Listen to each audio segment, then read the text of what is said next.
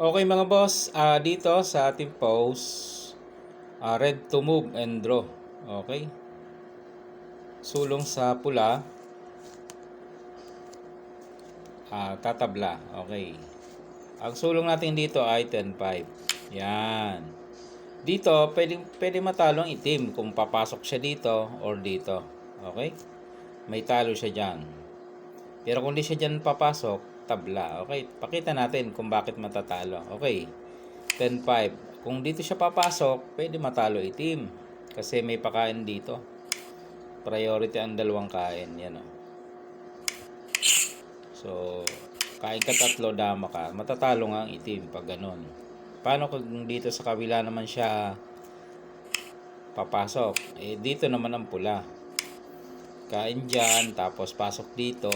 Kain ng itim, dadama. Yun o. Kain dos. So,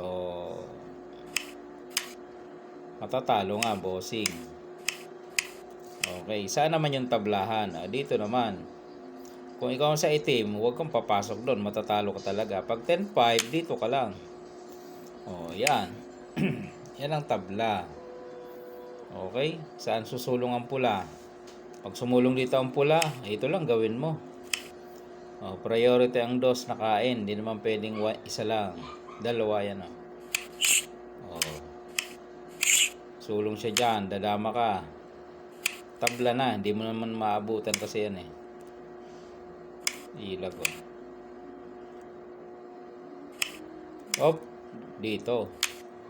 Pag dumama pinakain. So dito lang.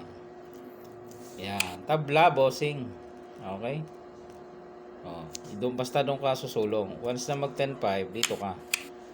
Pag dito naman siya, di pasukin mo. Yun.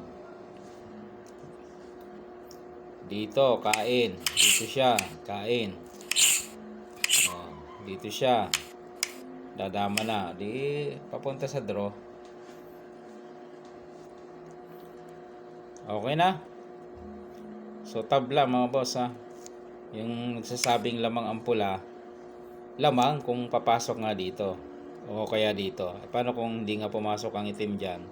Dito lang siya. Di mauwi sa tabla. Okay?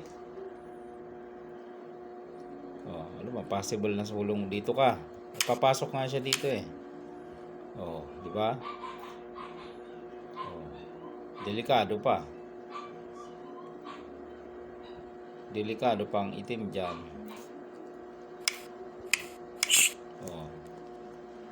Kasi wala naman ibang magandang sulong dyan ng pula kundi ito. Para draw na agad, maliwanag. Kasi kung mag-iiba ka pa ng sulong katulad niyan, delikado pa. Ito pwede rin naman, draw pa rin naman yan eh. Okay, sige.